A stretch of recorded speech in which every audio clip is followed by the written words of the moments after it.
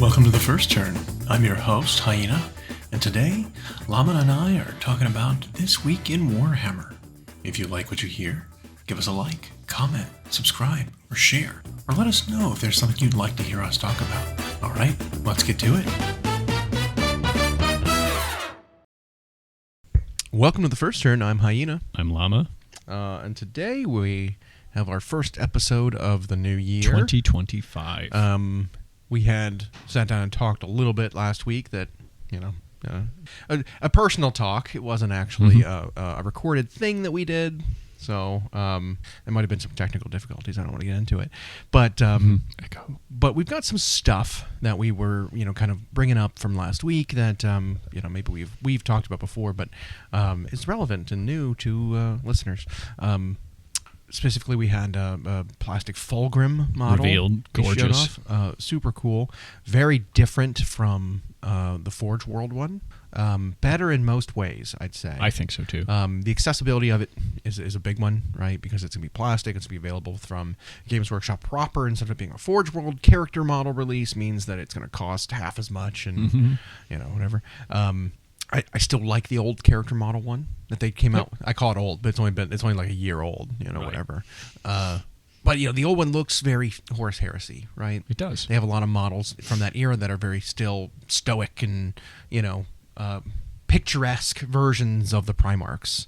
This one is Fulgrim's gone off the deep end for a few 10 years, and he's kind of looks a little crazy, a little more demonic, which you would expect of a person who was hanging out in the warp for all that time. And he embraces every gift offered. Yeah, like that's what he's known for, because he thinks it'll make him more perfect. Right. And so I love the model. I think it is better, objectively better. I do like the old Fulgrim face though, where he is just kind of handsome. Yeah, the Transcended model has got that very handsome smirk. And you do think of that. The new one, they gave you 5 faces to choose from, including one helmeted one. Does every Primarch have like a helmeted option where you don't have to paint the face? I don't. Well, Magnus has a mask one, doesn't he? Yeah. And then Mortarian's already kind of helmeted. You don't actually see his face. He's got a gas mask. Lion has one. Yeah. And Gilliman has one, yeah. What about Angron? Angron, I don't think does. He's always just angry face. I think he's got just like 3 angry faces. I don't think Angron has ever actually worn a helmet. Like even when he was... Yeah, so like every like even when he was just a Marine, kind of guy, like he was still helmet off. Yep. Face paint. Yep. Butcher's nails, no helmet kind of dude. Didn't need it. Okay. It checks out for him then. Yeah. But yeah, the model looks phenomenal. It was just kind of a surprise. It did happen on Christmas Day or New Year's Day, one of the two holidays days.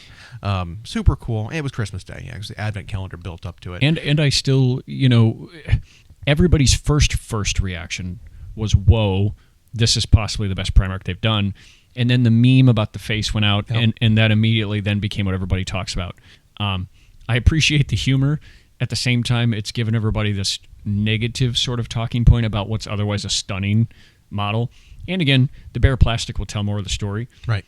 We talked briefly about how the heavy metal team knocked like his lower half out of the park. They really went above and beyond what you're used to seeing. They did things that were not just simple. And then on the face, they kind of did. They went back to like the Iron Rack skin, Pallid Witch flesh with a little purple wash kind of. Right. Yeah, you used to have like a purple, discolored gradient kind of thing on the face that, it kind of hints at that demonic influence. But I think once some other painters get their hands on it, and they maybe, I think even with a paint job, you can make it look more handsome if that's what you want them to look like. Right. I know I've seen the Zoolander jokes about it. So I don't see. I've seen the jokes. I don't see it. No. Right. Like my mind never jumped to that. No. Like I don't know. I don't get it. Like it's funny. Yeah. But like someone will probably do it. I feel like the old model was much more of a Zoolander face because it was prettier. Because it's prettier, and he's pursing his lips together, and he's kind of like cockheaded look, right. At the camera. Like that one looks way more like a Zoolander look to me. Every single one in this new plastic one, he's got his like mouth open, he's like laughing, or he's showing his fangs, or like I don't see the Zoolander face, And the one face they keep memeing is the one where he's doing like the liver with fava beans and Chianti kind of sort of face. That's the one that keeps showing as the meme one. The rest of them I thought were fine. One of them's like a dumb face, where he's like, huh? One of them's like confused. Like, I like how he's got different emotions in all the different faces. Like, it's kind of funny. And that could even be in the design step. They couldn't decide on one, so it's like, we'll just print 5, and here you go. Yeah. But super excited. I think an early front runner for the 2025 Model of the Year. Yeah, it's going to win. Which brings us to, they did the Model of the Year. Every Demon Primarch has been a Model of the Year. Yeah. This one's going to be... They're hard to top. This one's going to be And speaking of centerpieces, so they did their Model of the Year a little different this year. Instead of an overall vote and doing third, second, first, they did it by category. They did Model of the Year for 40K, Model of the Year for Age of Sigmar, and the Model of the Year for Other. And now the Age of Sigmar one, I think if they had stuck to an overall Model of the Year, those 3 would have won top 3 anyway. Right. Because I don't think, first of all, when Usharon came out last January, we were like, oh, yeah. yep. Oh, yeah, that one's. And we've seen a million people do it on social media. It's been in competitions. It's just a stunning centerpiece model. One of the coolest ideas, original ideas they've had. And then the other one, Vizek Scour, is incredible, and Abraxia is incredible. So those 3 didn't surprise us. I actually think if you combined all the categories again, those 3 would have still been the top 3. Because when they showed the 40K ones, all of us were like, I didn't even remember that was the one's an upgrade sprue for Chaos Legionnaires, like the Night Lords. That's the one that won. And then it was like, how was Night Lord's upgrade sprue Model of the Year? Yeah, and then it was the commemorative sister, which was only okay. It was third. Yeah, it's just like, maybe did they not release? No, they did release stuff. But that's the thing. It's like, why were these the ones that were voted top? But well, that's just it. So since it's fan... I didn't realize that you could vote for one thing on every page, so I skipped over 40K and went right to AOS, and I voted for one in there, and then I just like continue, end. Well, and that's just it. I wonder if those 3 in AOS were what most people voted for, because even 40K fans will look at AOS models and be like, yeah.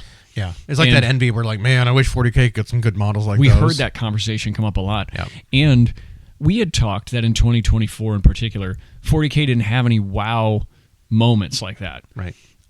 Rules updates wise, sure, but as far as new models, it was never like, these are blowing us away. They just like, yep, that fits, okay. Right. So I wonder if they got so few votes. We still had like the Blood Angels release. And there were a lot of really cool Blood Angel character model updates. Like, and it's like what was an Asterath or right? What's his name? The Chaplain. Right. People loved that model. Lamardes. Yeah, but it was like those weren't even on there. It was just they were so peculiar. It was very strange. Now I think upcoming, not only with Fulgrim, but when you look at what is coming for Craft Worlds. Mm-hmm.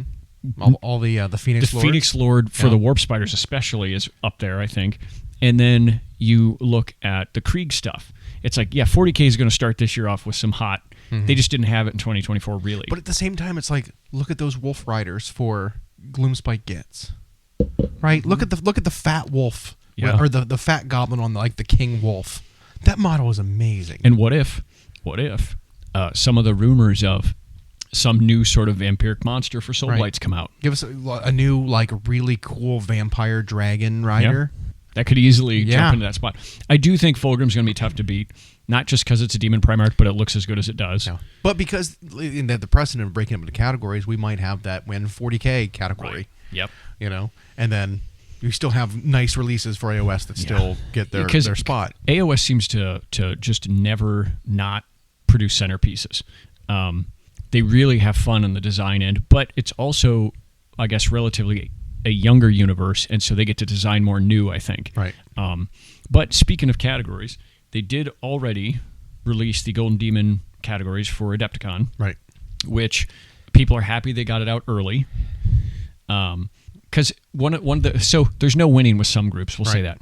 Some of the people complained, no matter when it was released, why don't they release it already? Otherwise, I don't even know what to start until I know that. It's like, well, what 12 main categories will always be generally paint a model. Yeah. Start there. Now, the major changes that I saw was they did split duel and diorama back into 2 categories.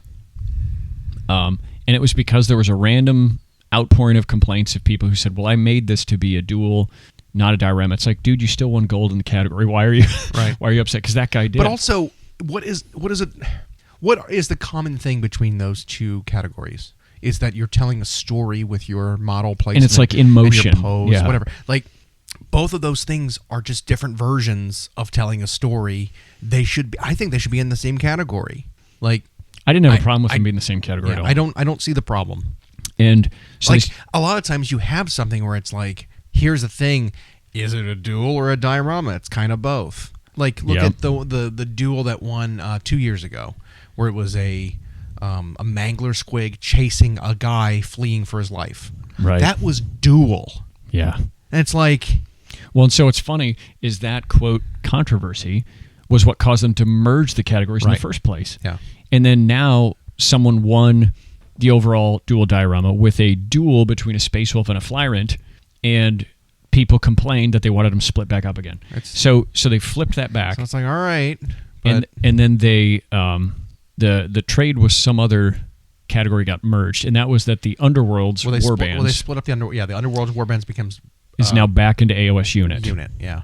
Which some people were saddened by, but I don't know. It was weird that it was its own category. I think that's one that should be a unit because it is just... Well, and we saw people who breached that even when they were separate. Right. So they do a specific one model from an Underworld warband and submitted it as a single.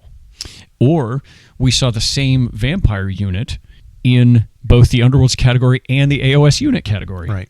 No, it was a Death Rattle one. And so... I don't know. I think there's just blurred lines with some of that. So just putting it in units, fine. I mean, Kill Team's the same way, and Warcry's now the same way. And then otherwise, the categories are pretty much the same. So at least they got them out early, so people can't complain they didn't know. Right. In time. Because it was a bit of that where you like, I don't know what categories are be available when I'm painting it a year ago. Mm-hmm. I'm just not sure. Yeah. So it's like, well, now we know. Interesting that we don't actually have registration for Adepticon yet. That's coming up. That's coming up here in a couple of weeks. That is 2 to 3 months later than they normally do it. Mm-hmm. That's very weird that they're waiting so long to do registration. So I wonder if they're anticipating that a bunch of the stuff won't sell out because of the bigger venue, and so they're not needing as much time. So you think maybe they're like holding on so that they can be contacted by vendors that want to hold the space for as long as possible? It could be, and even with stuff that they used to do with like VIG, they might not have to have as hard of a limit on them. Maybe, I don't know, but you figure you need more time for that. But it could be the vendor thing predominantly. They might be waiting to see how many more vendors can come in to the newer, bigger space, or how many more people want to run a class in a newer, bigger space. Which start of a new year, we get to then look at this calendar again with fresh eyes for events like that, and in a little less than 2 weeks, we've got the first one of the year. Yeah, LVO, which always kicks off the year because it's in January. That's its time slot. Becoming more of a convention, less of a tournament.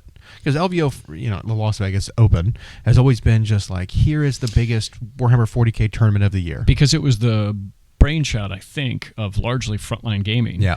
And they were always just tournament heads. Well, because they had, didn't they have like Bay Area Open too? Later in the year. Was just a tournament? Yeah. Okay, yeah.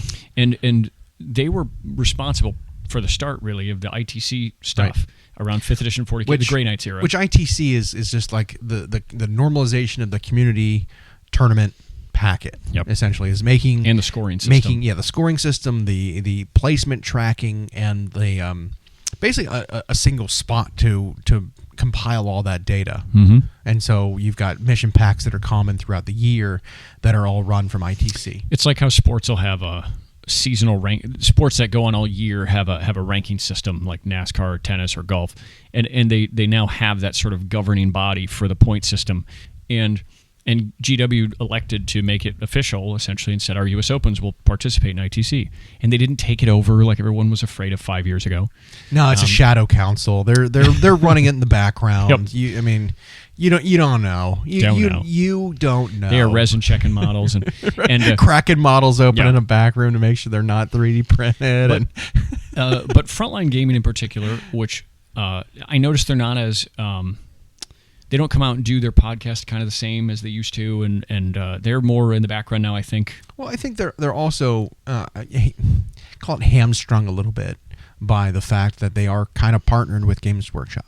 That's kind of the part where they've kind of crossed over from being an independent organization to being like, well, we're a partner now. We're not corporate, but Right.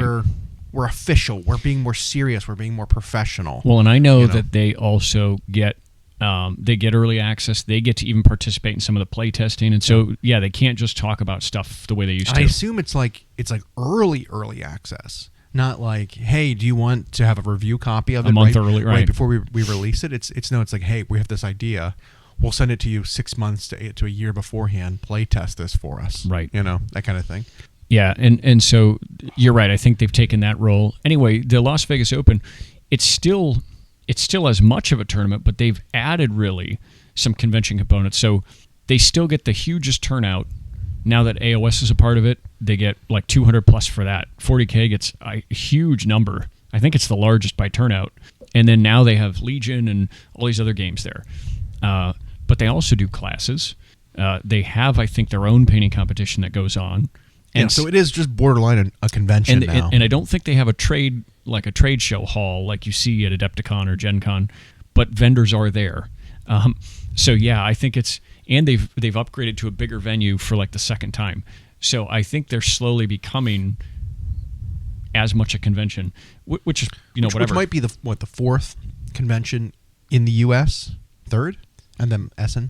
Right, big one anyway. Yeah, and I'm all for it. I mean, I love these things. I would like to get to that one. I won't get to go to this one. I seriously considered it, even up to a few days ago, but won't get to go to that one. But we do know we have one person who'll be on the ground there, and I'm going to chat with her and see if she wants to check in with us from there. Let us know what's going on. That'd be sweet, yeah. And then also we know we get our first big preview event. There will also be a Games Workshop preview event from LVO, which, again, that kind of sets the tone of the year, right? It does. This is the first one of like what's to come for the year, as opposed to like, hey, we're wrapping up the end of this year. This is all we're going to tell you for the next 3 months. This will come out early, but we're not really telling you. Useless articles about nothing, and right. Yeah. So this will be maybe some stuff that's farther out that we have to look forward to in terms of like maybe the summer releases or campaigns, or they like to do in the early months of the year, their previews are usually new armies too, which is always really exciting. We've gotten so many like new army previews at Adepticon. Oh yeah, it's usually where we get them. Mm-hmm. LVO, I'd like to say, would get some due attention. And get like a nice, really big reveal. Yeah, because they do that now at those two, and then they do a smaller preview at the U.S. Open ones, and then I think at Nova and at Worlds they do bigger ones again. Right. So we get like almost 4 big ones a year, just like the 4 big events. So, Gen Con, but the last few times Gen Con has been kind of... They didn't even do one for the last one. Yeah, last one they didn't do one. The time before that, though, it was like... Eek. That's their specialist games. But they have specialist games. They have got board games. Like you could tailor it and theme it around the smaller games that people are kind of there for that convention to see. You don't need to make it about a big game. I mean, admittedly, they don't have as big of a share there because that one covers role playing and card games and all that other stuff.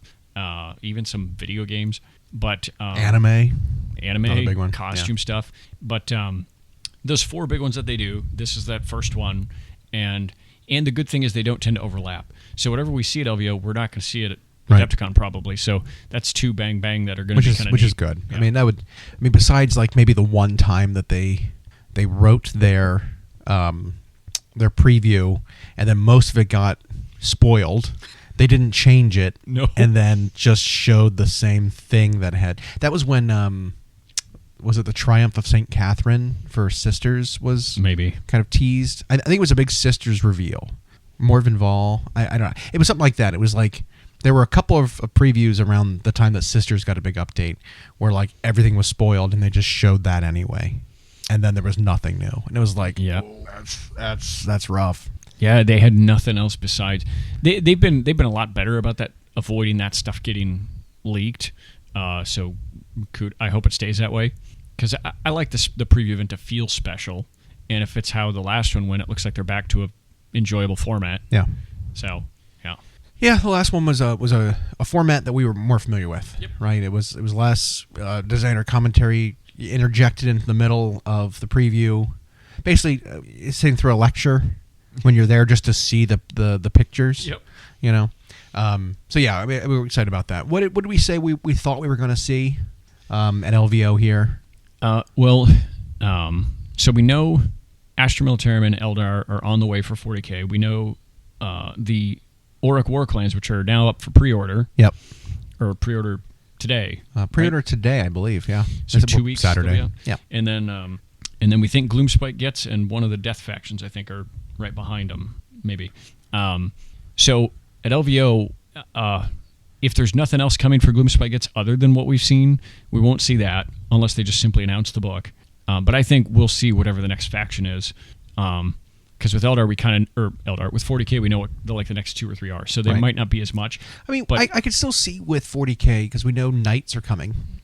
And there are kind of updates in the last, pass of rules updates. They did something with like Household Guard and stuff for Knights. I wonder if they're going to do something more official for expanding Knights to make them a more playable faction on the whole. By giving them, act their own dedicated troops as opposed to having to like bring in troops from a different faction. Like I could see that kind of thing happening because it was on the old roadmap without them actually talking about it. Mm-hmm. It was like a picture of it. It's like, oh, so we got Eldar and Guard coming up next, and you're looking at the graphic, and it's like, well, there's Imperial Knights on there too, and they just didn't say anything about it. So. And that might also be what we see is... you know what I think? If we're going to see anything new faction-wise, it's going to be Emperor's Children. Oh, yeah. Yeah, because they Fulgrim. And we've seen the CADs. We're going to see Noise Marines. We're going to see... I think that's a good bet. We might see something like that. And it might be... It might be robust, like we've gotten with Death Guard and World Eaters, where it's like, here's some new troop types we didn't even think of. Here's what their regular dudes look like. Here's their cultist unit. Like, yeah, it could be all that. Pretty big release for them, I'm guessing. Yeah. In fact, that'll probably be most of the 40K side. And then I wouldn't be surprised because we've seen the Gloomspite gets a starter box with all the Wolf Riders and the catapults and stuff like that. We've seen that already. Mm-hmm. I wouldn't be surprised if we see another like starter box kind of thing that's Death Rattle with new like Grave Guard, a new White King, a new whatever. You know what I had someone say to me? They hope for Soul Gravelords. I would love to have the Soulblight side of Gravelords. The skeletons need to be updated, right? Yep. So I would be okay with, because we've got ghouls and we've got sort of a bone faction already through the Bone Reapers, and we've got a ghost faction. If they specialized how Soulblight Gravelord works into like vampires and skeletons. So I'm over the zombie thing. You know what I mean? Like, we've got ghouls. They're basically zombies. Even though the zombie kit's new, those could be in anything, is the thing. Those could be in any death faction, right? But one thing that one of our local buddies brought up to me was something very similar to what you just said, where they were like, well, so he was thinking back to late 90s, early 2000s, and he was like, you remember Blade and you remember Underworld? And I was like, yeah. Style over substance. I wasn't a huge fan of them, but I get the... I liked the first Blade movie. But I get the appeal. But one thing he pointed out is he's like, well, yeah, you have your uber powerful vampires, but you also have your like vampire soldiers. And what he meant was you don't need these ultra elite whatever, but you have the younglings and the like new blood, the ones who are still almost acolytes that don't have all the powers yet. They're not like magicians, and they're brand new vampires. Right. They maybe don't even have the ability to fully turn people yet. But you had all these like nameless vampire soldiers in the movie. And sure, they die in droves. But he's like, why don't we have just basic vampire units in the army? I mean, think about what they did in Total War, right? So you've got Soulblight Gravelords essentially in the vampire counts. Yep. The vampire counts, though, are all the leaders. Yeah. There's only like, here's a vampire lord on a horse. Here's a vampire lord on Barded Nightmare. Yep. Here are these vampire lords. But then you had the vampire coast come out. Yep. Way, way later. And it's like, okay, well, what do we have? We've got your Blood Knights, right? You know, that kind of thing. But here are Depth Guard. Yep. What are those? But those are just heavy plate armor vampire soldiers on foot that run along and fight right alongside the bloated corpse zombies and stuff. It's like that. Yep. I mean, they did a little bit of that with the Skirgan True Bloods, which was an underworld war band. No, a Warcry warband, where they are Soulblight Gravelord monster hunters, where they are just vampire soldiers, 2 wound, whatever, vampire soldiers. I want more of that. Give us more of that. Give us more, fleshing out maybe of, a second sub faction for them. Maybe it's skeletons, but like specialize, focus, right? Because I think zombies are boring. I think the undead monsters, like maybe if it's like an undead wolf, undead dragon, it's like, yeah, okay, fine. Those have to be zombies or skeletons, whatever. But I want to lean more into that Soulblight. Yeah. Maybe if it was even like thralls of the vampires to show like, hey, here's the realm of death. Everything in the realm of death is not dead.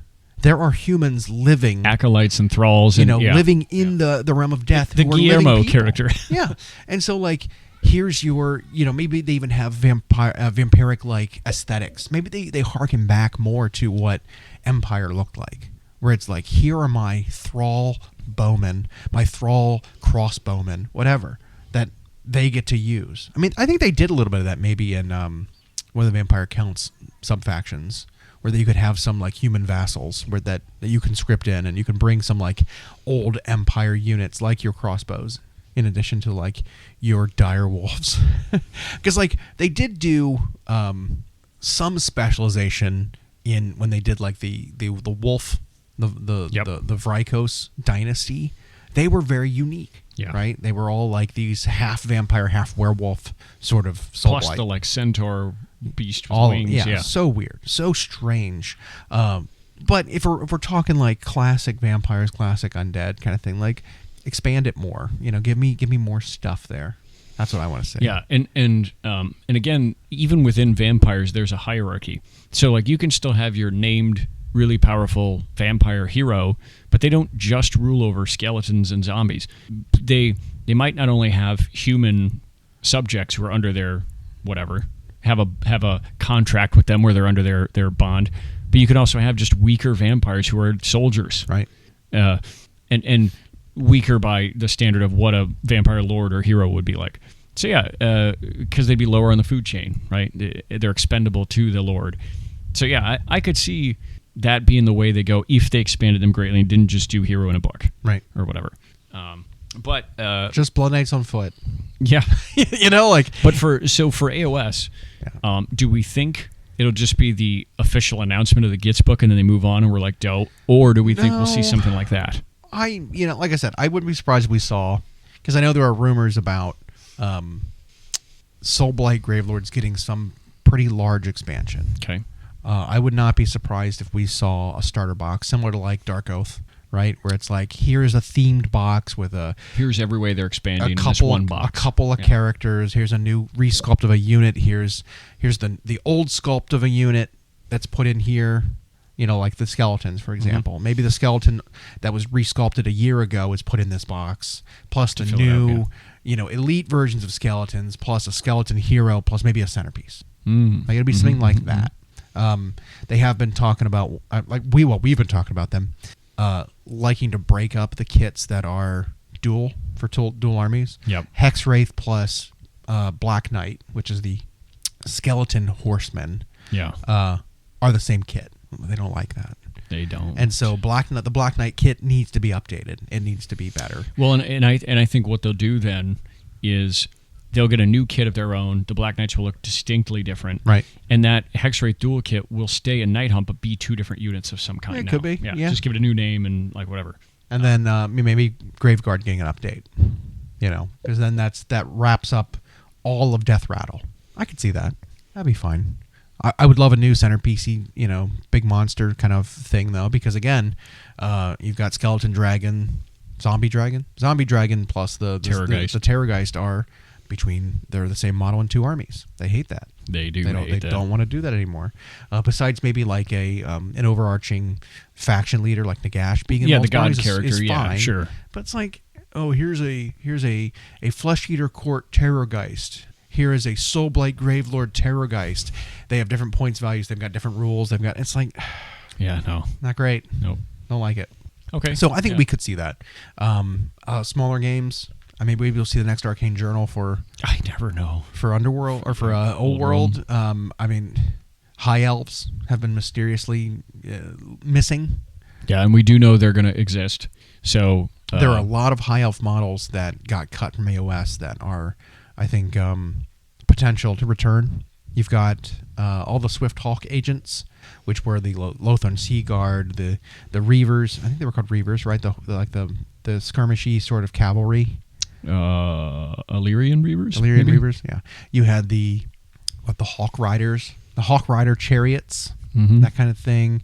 They cut all the Phoenix Temple. They cut all of the White Lions, the old Lothern Sea Guard, the Lord Master of Hoth, the Sword Masters. Like all of that is like potential to come back. Yeah. So I wouldn't be surprised if we saw something with high elves. I think that Arcane Journal, a couple of heroes in resin, like you know, there you go. Maybe a named character, because there were a lot of named characters in the high elves. Lots of them. Any of the Phoenix King type guys, any of the there's even potentially 2 more coming to Total War Warhammer, by the way. Oh, that's kind of cool. And I was like, I couldn't even remember 2 more. And then someone named it. I was like, okay, I remember that. Because you had Carthel, the White Lion guy. Well, one of them you get for free in the game. He's been around the whole time. Yeah, but that was one of the legendary lords. Blondie, yep. Yeah, the White Lion guy. Whatever the Shadow King with the bow. Elethanar. Yeah, Elethanar. Yeah. Anyway, plenty of characters that they've got to draw from for them. Because they gave us a new Ungrim, or just a Slayer guy. And when the dwarves came out, they gave us a new. Yeah, it was a new Slayer resin. A Slayer King character. I don't think it was Ungrim. Was it Ungrim? Ungrim. It might have been a new Ungrim model, but it might have been like young Ungrim. Yeah. Because it's like 300 years before. Yeah, fiery young Ungrim, not the old grizzled Slayer. Good. Like, I'm not a big fan of Forge World Resin, but they do, when they take their time on a character. There were a few that I really liked. Yeah. Right? Like, the Paladin was the first one that was not good. Nope. That little stunty. With the mustache. Yeah. Didn't they say. No, that was the Empire guy. That looks like he's from Blood Bowl.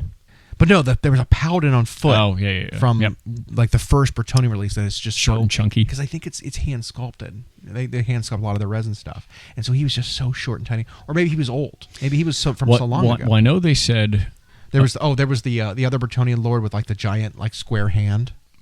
Remember him? This like the 4 rectangle fingers. Yeah. Woof. Because they had said that a couple of those were in design like 8 years before the game ended, and they never got released. So it's like, holy crap, that was like 20 years ago. So they just brought them out now, and they're like, here you go. You had the damsel on the unicorn, which is a resin model. I like that one. Mm-hmm. I liked. You liked one of the orcs. I liked the black orc boss, and then there's an orc shaman that I liked. They were fine. A couple of the dwarf ones were fine. I think it was Ungrim. I think it was. Yeah, I think so. And he looked good. I thought he looked good. And then they also had a new character, the Warriors of Chaos, which I also really liked. That sort of like Chaos Lord kind of character that I feel like didn't fit Old World.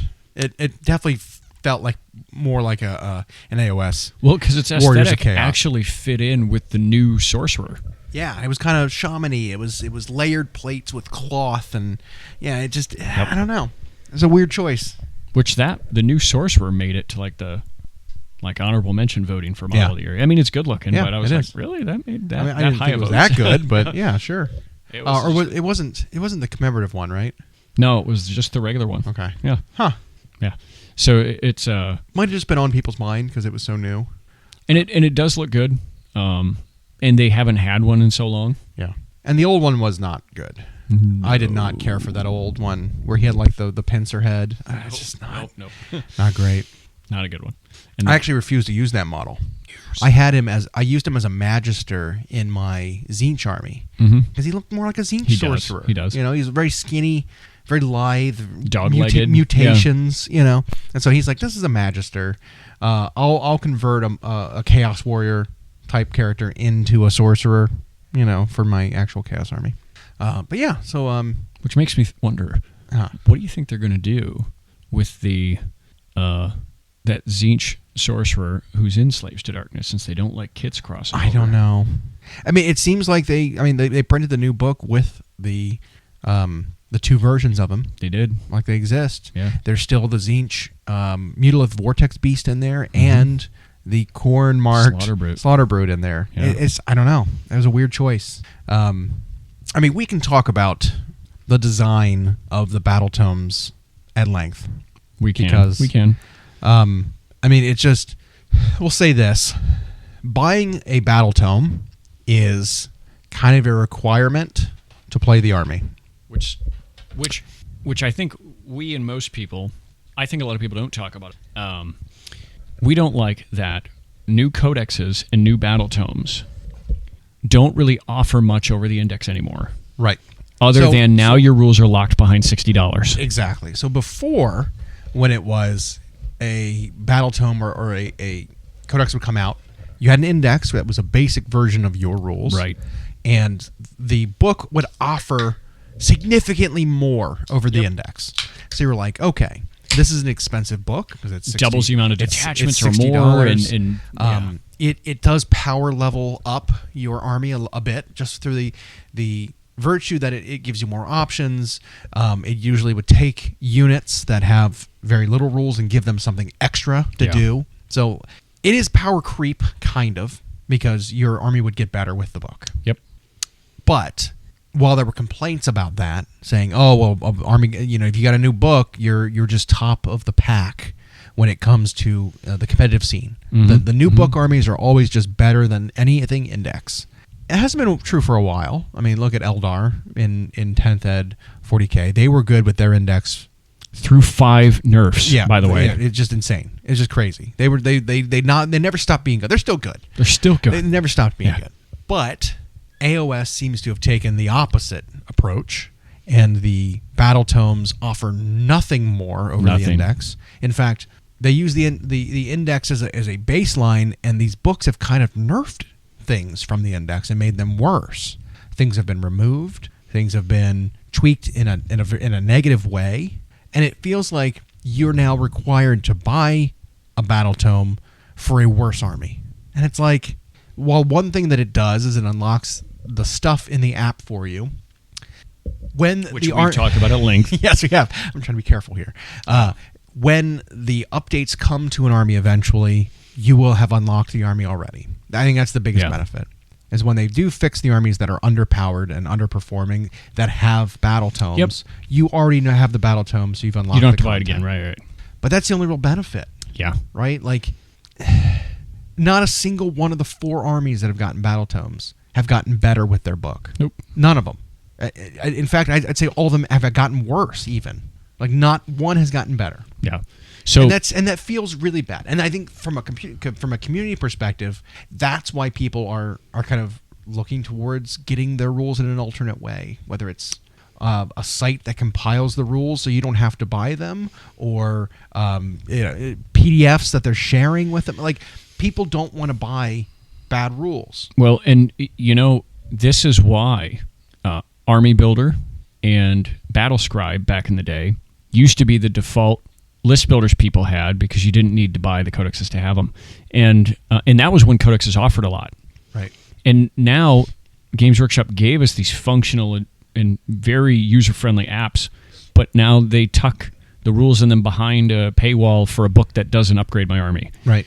Now, that feels really bad. It feels bad because when they started with these apps, it was like, okay, functionally they're moving, and the frequent updates is like they're moving in this right direction, but we know that they slow pull Band-Aids off. This is the opposite of that, where it feels like they reinforce the Band-Aid with gauze. And like, I feel like, not to go in this type of discussion, but I feel like if I had the Musk buying Twitter moment and I had bought Games Workshop, I wouldn't do much because the company's doing a lot of good things, but it would be like, stop hiding the rules behind a paywall like that. Like, what a barrier to entry for an army. Right. When it's like, well, yeah, you can use the app, but you got to pay $60 and then you'll put that book on a shelf because when they do the first FAQ in 2 weeks or the first points release for it, the book's already invalid. Right. They've gotten to the point where they don't stop putting the points in the books because they are invalid the minute they come out. I mean, I recently did some reorganizing of my hobby stuff, and I realized just how many codexes and books and stuff that I have that are just useless. Every few years, I end up going to a used bookstore and dumping them. And I haven't dumped them, and I've just got them all like in a pile. And it's like, this is like 100 books that are just useless. Like, that is, you're right, the one thing that if I could just be in control for just instantaneously, that's the thing I would change first. Yeah. is say, hey, we already have this avenue for releasing rules digitally. Maybe have a way to cheaply unlock a rule pack. I mean, there are other games that did this. And you know what surprised me is when I've talked to other hobbyists about this very subject, they sit there for a moment and then the light bulb comes on because they didn't even realize that's what's happening somehow. Right. And it's like, yeah, now they doubled down on hiding the rules behind something, and the book itself we know is not only largely useless when it drops, but now that it's not even offering really any additions to your armies. So I do know that they've got some old guard in there who just, well, we've always done books, so we're going to do it.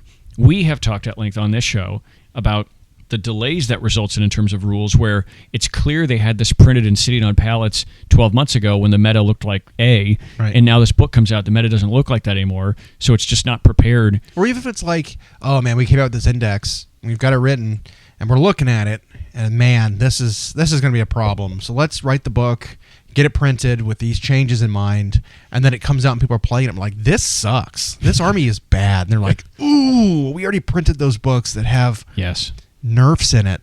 Well, we've already made them.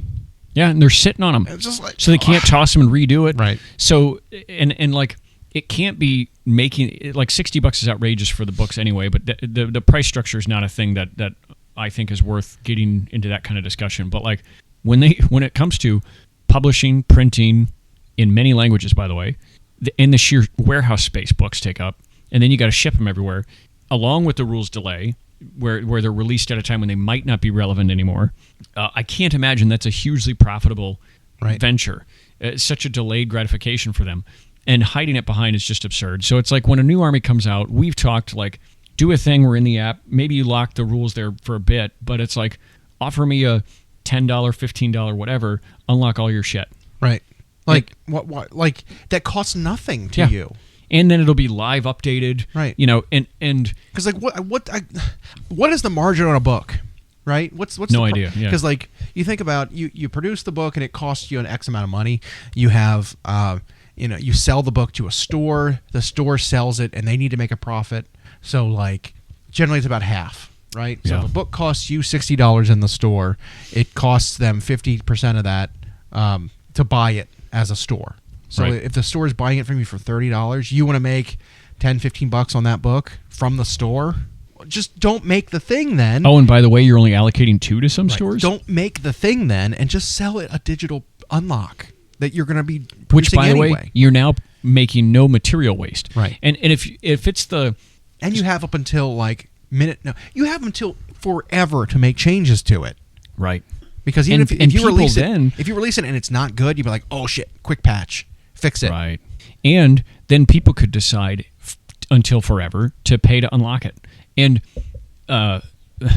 what's more is like, if you're talking about having the gallery of miniatures and the fluff and the artwork and here's all these different ways that these different sub-factions look neat, okay, but you could really also release that as like a digital black library thing. Or, put that into, I don't know, maybe like a monthly magazine that you already have. Oh, yeah. I mean, where otherwise there's a lot of superfluous pages that could be filled with stuff like that. Yeah. In fact, it would be like if there was a magazine, let's say, hypothetically, that were released monthly, and you had a release for an army coming out that month. People could just unlock the digital thing for a fee, and alongside that monthly magazine, you say, to help promote the release of that army, here's a bunch of art, painting schemes, here's what the community's done, here's what our studio's done, here's a bunch of stories. Wow, you could fill the whole magazine with that to go along with it. Yeah. Which costs $10 for the magazine, by the way. Up it to $15. What if you needed Why to? not? You know what I mean? Yeah, like, whatever. Yeah. But I just think the Battletome Codex method either needs to be shrunk so that it's a pamphlet. It's just the rules. It's just something that isn't a barrier to entry. Yep. Right? Maybe it's, $15 as a digital thing. You can get a pamphlet for $20 that includes the code. Something small. Right. $60 per army is an insane. $60 per army per year, basically. Well, and it's not even a thing you bring to the battles anymore. Right. And because even though now, and then they went double and like, well, here's the codex and here's a smaller version of the codex, like the Skaven one. And it was like, nobody's bringing that anymore because I have my cards and I have my app. Right. So stop making us buy the damn book. Have we talked about this before? It sounds familiar to me. It's still a major pressure point in the hobby.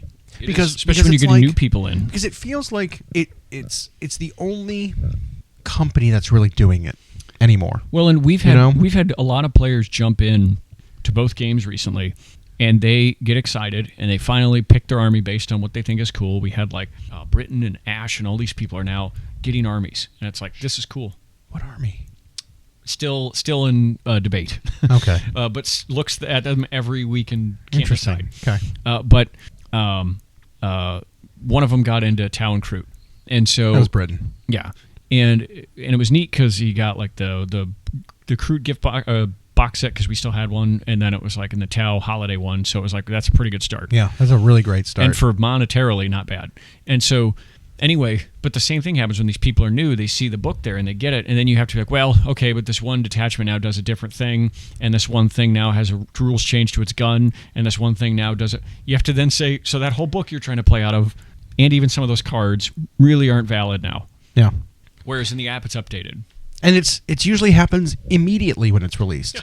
Let alone 4 or 5 months afterwards. Mm-hmm. It's just like, and then it's hard to keep track of that. It is.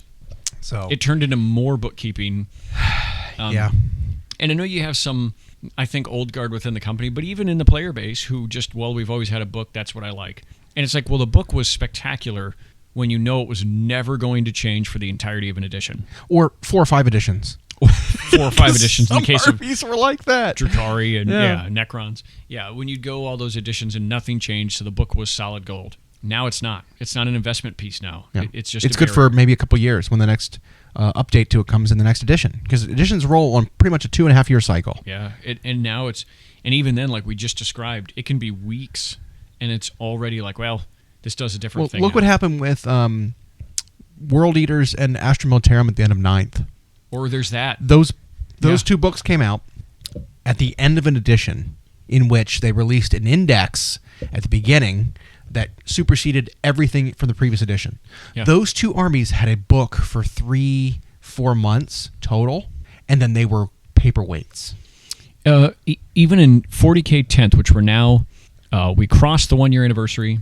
We're into the 1 1/4, whatever, and it was even like when I looked at my army, like Tyranids, and it was like, well, they changed what Synapse does, so the version that's in the Codex is no longer valid. Right. They changed how Crusher Stampede worked, so the version that's in the Codex is no longer valid.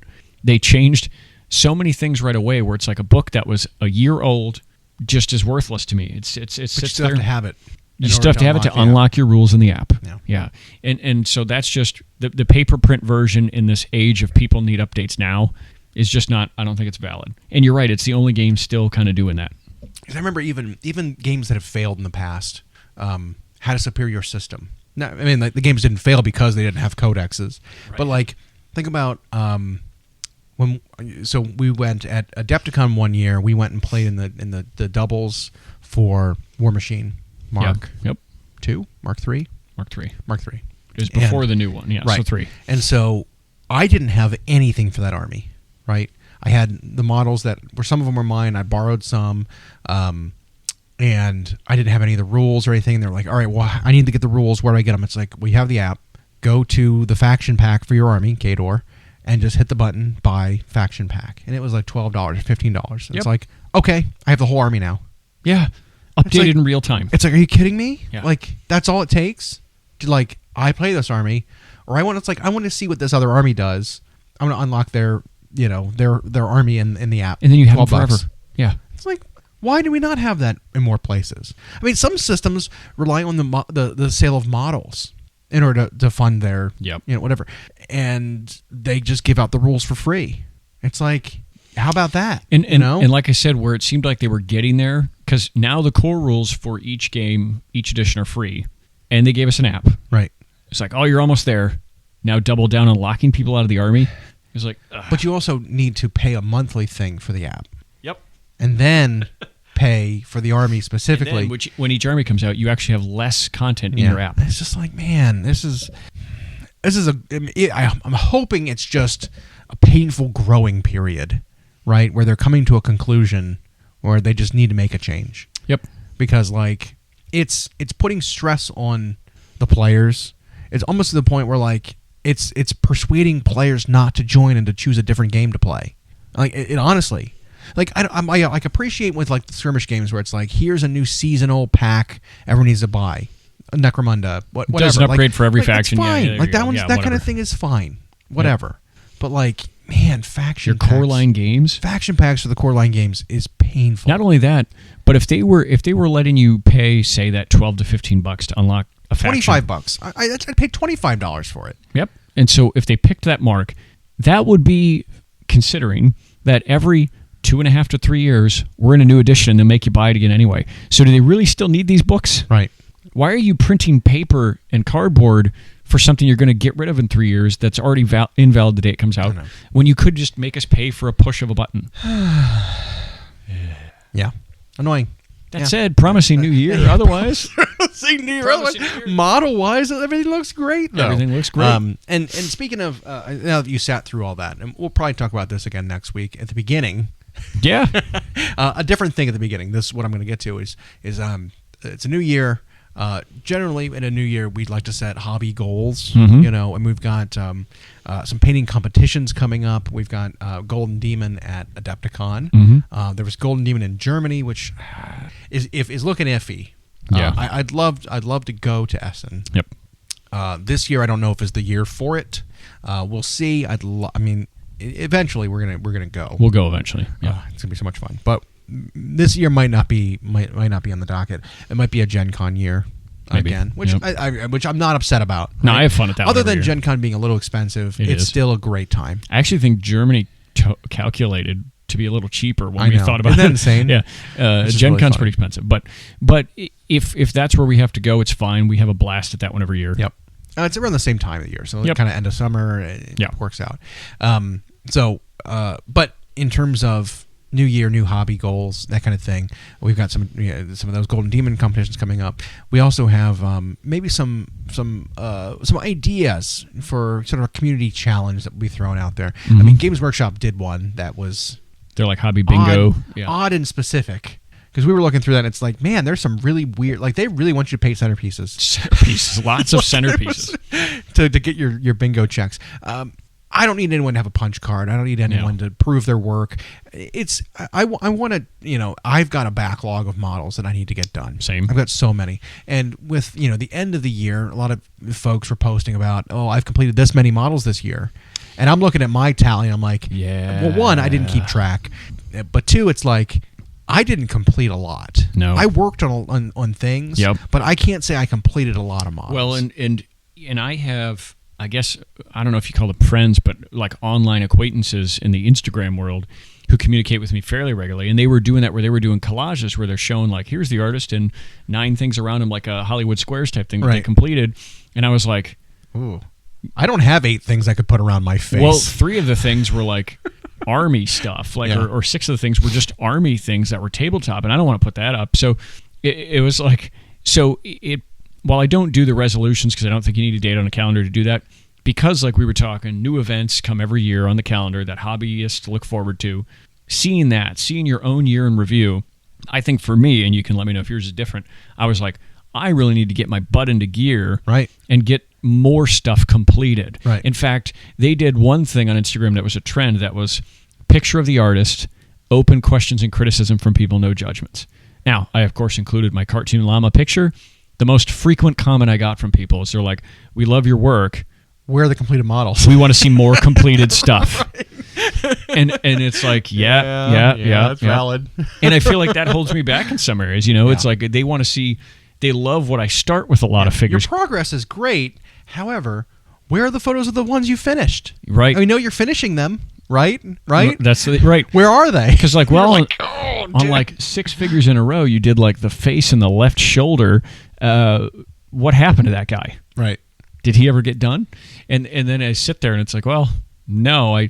It's like I did the part I wanted to, and then moved on to another model. Right. And that might be something I'm going to work on this year. Is like see the project through to the end in a timely fashion. Dedicate more time away from our paint nights, our scheduled paint nights, to do it when I've got the openings. and make a good habit of that. Right. Not just so that because it doesn't take that much more effort to go from there to being like, oh, well, now it's based and done. And sometimes it's even like you could call it psychological or forming a good habit in 21 days or whatever you want to say. But it's like, so when I start a new model, it's usually because there's some detail on it that I'm in love with that I want to do a thing or try something out. And then I do it and I'm like, yeah. But then I found, like at least is the case with this Infinity model I'm working on and then potentially Gold Demon project, is it's like I keep turning the model to a new spot and like, let's fall in love with a detail or an effect. And then now I'm not as demotivated by it. I no longer just put it down and start something else. And so you can really do that when you, instead of looking at a model as what the detail says it is, like a belt pouch, and you think of the effect you're trying to create instead, you can like fall in love with painting that detail and then keep working on it until it's done. Right. But to help motivate, I mean, we were setting some challenges for maybe ourselves as well as sharing it potentially with the community, on the large. Both our local one, our sort of our Discord community, our Instagram communities, whatever, is kind of coming up with an idea for a calendar year of like every month. Here's a new thing to work on. You start at the beginning of the month, you wrap it up at the end of the month. That's your time frame. We don't want to say like, hey, you've got a model that's been sitting around for a while, finish it for this project. Or like, here's a thing you've worked on already, show me a photo of you completing it. We're talking like, let's get through stuff that we've got sitting, right? Start a new thing at the beginning. So you're not requiring them spending new money yet, right? Yeah. Or you can buy something for it, whatever. Yeah. But it's like this is like a self-motivated challenge, right? I don't want to just someone wins, right? It's like just challenge yourself. Get stuff done. Get working on things that are sitting. Get them completed for this challenge. And so there's a pretty diverse list of things I think we've come up with that maybe we'll post monthly to say, hey, here's the next thing that you completed by the end of the month, kind of thing that we'll be challenging ourselves with, and compare yours with ours and see what we come up with. And if we throw it online, it'll be like, tag this and show us your thing you did this month. Yeah. I mean, this list isn't finalized that we've come up with yet, but again, it's an honor-based challenge. Challenge yourself. Don't cheat. Don't whatever. Don't. Yeah. No one there's needs no to benefit for that. Yeah. There's no prize. No. Right. Like there's no winning necessarily. I mean, at our local community, I think we're going to try to have people bring in their stuff and display them at the store at least to be like, here's monthly challenge February motivation for like completing the next month. Like here's the things. But and then vary it so that it's different things for different people. Right. Some people don't play war games. Some people just like to paint. Some people don't play, Warhammer type games. They play, BattleTech. Open-ended categories. So you can find something in any of your collection that should be able to try to like fit the challenge. But more to come on that later. Because like I said, I think I want this to be a painting year for me. There's a lot of stuff that I've got sitting on. I don't even want to call it the pile of shame, right? The pile of potential. Pile of potential. Because I've got some stuff that I have not assembled. POP. I've got some stuff I've not assembled yet, but I've got a lot of models that I have assembled that I have either assembled in their gray or I prime almost all my stuff like right away. And so I've got a ton of stuff that's just primed, ready to go, ready to be painted and ready to start. That kind of stuff I think I need to start working on and get it done. I think I want to set a high score for myself this year for number of models completed. Last year, I think maybe I painted for maybe a couple tournaments. Maybe I got like 60 or 70 models done total, and they were tabletopped. Like that is not great in my opinion for me. Maybe that's good for somebody else, but we're talking like infantry level guys. Just it's not a lot. But I want to get some of my stuff done because I got a lot. So that's my sort of my hobby goal for the year, and I'll put up some photos of like what I've decided will be my potential work list for the year, and have that all kind of splayed out and shown, being like, I want to get all this done. That's my hobby goal. And so, like I said, more to come on that.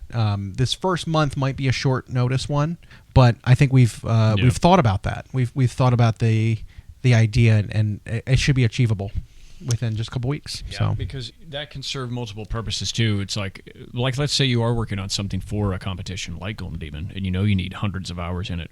Well, there's a part of that sort of hobby challenge where that figure or that unit or that whatever you're working on fits into one of those challenges, and it gets you to commit to putting that time in for it without excuse. And then a lot of the rest of us sit on similar piles of potential with our armies and then make excuses, right? And that's not to say you have to treat this like homework, but it was like for my Tyranids, for example, I painted a whole 3 models, but I found a scheme I like. Right. And while it might evolve or I might find a different way to do it, once I kind of got the hang of it and it was quick, I have no excuse now when I have a few hours and I'm now working on my competition piece where it's like, well, all it took was the gray primer through my airbrush, and then I go from there with mostly like contrast and enamels, and then it's like done. And so I can really start knocking some of those out to an effective standard. And then you're looking at having a painted combat patrol or a painted spearhead, and now then you go from there to the next step, and that can get a lot of work done. And these challenges can fit into that. You can make it a part of some larger goal that you were having trouble starting, something you were having trouble taking a bite out of. You can use one of these types of calendars to be like, okay, well, in this spot, I can grab another unit of these guys. Absolutely. Yeah. So, like I said, more to that in the near future. How was everybody's holidays? I mean, did you accumulate a pile of shame around the waistline? Or? Yeah, a belt of shame. Yep. I lost some progress in my dietary journey. Mm-hmm. Okay. I put some weight back on this holiday season for sure that I had previously lost. It'll come back off, but you can go put some back on. It was a good time. I would not be opposed to losing some progress again now. I was like, we could put some weight on now. Yeah. Let's eat. Thanks for joining. We hope you enjoyed. Follow us for more of our weekly episodes on YouTube podcasts, Spotify, and Podbean. You can follow myself and Llama on Instagram. We are at Llama Paints Minis and Hyena Paints Minis.